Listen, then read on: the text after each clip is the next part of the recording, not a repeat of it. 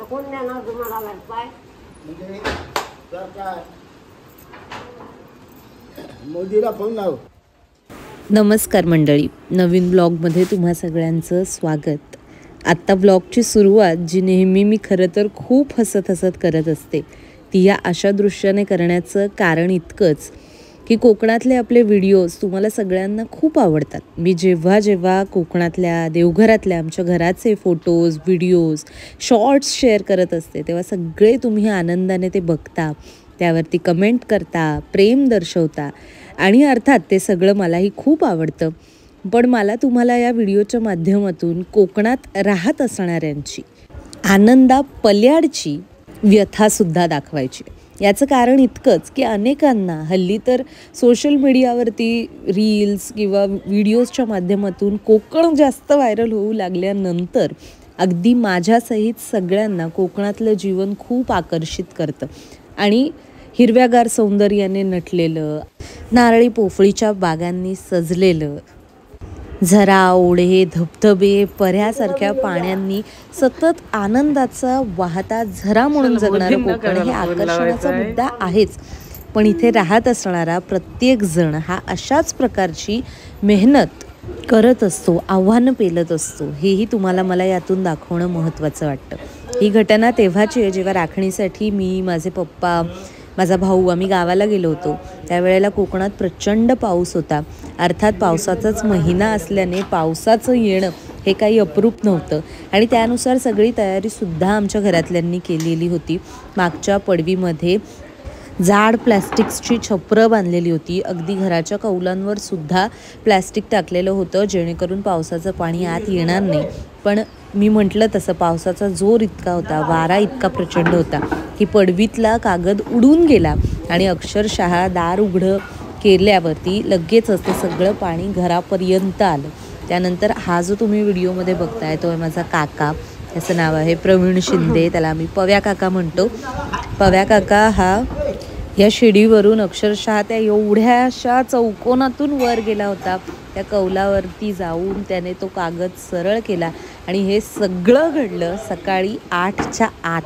म्हणजे कित्येक दिवशी यावेळी आम्ही उठतही नाही, त्यावेळी हा सगळा प्रकार घडून ती सगळी आवराआवर करून सगळं नीटनेटकं अगदी होतं तसं सुरुवातीसारखंच बांधण्यात आलं. त्यामुळे अगदी थोडक्यात सांगायचं तर कोकणात राहणं हे जितकं सुंदर आहे तितकं आव्हानात्मक सुद्धा आहे. आणि आणखी एक याबरोबरची गोष्ट सांगायची म्हणजे कोकणात घर असणं जितकं सुंदर आहे तितकं त्या घरात माणसं असणं सुद्धा आवश्यक आहे.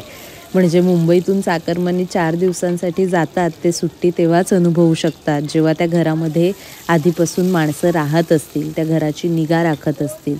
त्यामुळे या व्हिडिओच्या माध्यमातून सुद्धा कोकणातल्या घरांमध्ये आजही राहणाऱ्या त्या सगळ्यांच्या प्रती आदर आणि कृतज्ञता.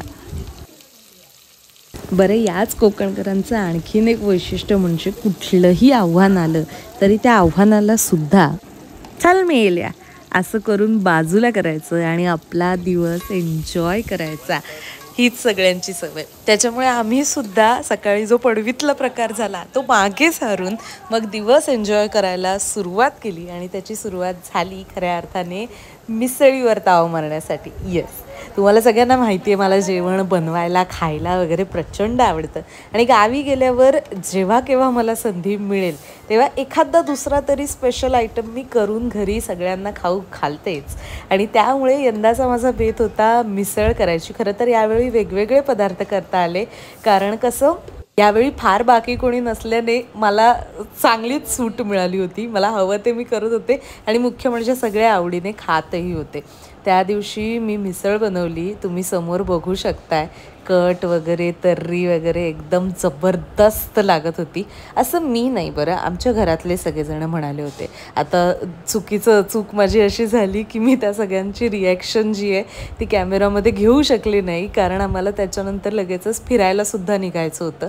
आम्ही आत्तापर्यंत मी जे कोकणातले ब्लॉग्स तुम्हाला दाखवले तर काही वेळा ना एकाच दिवशी अनेक ठिकाणी आम्ही फिरलो, पण त्या गोष्टी, तिथली माहिती इतकं सगळं इंटरेस्टिंग होतं ना की मग मला वेगवेगळे ब्लॉग करायला लागले. अगदी आत्ताचा जो दिवस आहे, आत्ताची जी मी तुम्हाला मिसळीची रेसिपी दाखवते ती सुद्धा आम्ही ज्या दिवशी आमच्या आत्याकडे जायला निघणार होतो त्याच दिवशीची आहे.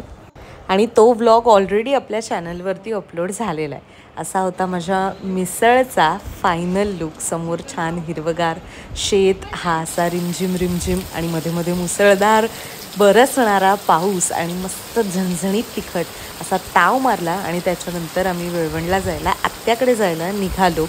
तुम्हाला हा व्लॉग आवडला असेल अशी अपेक्षा. मी मांडलेलं मत तुम्हाला पटलं असेल किंवा पटलं नसेल तर त्यावरची प्रतिक्रिया मला कमेंटमध्ये कळवायला विसरू नका.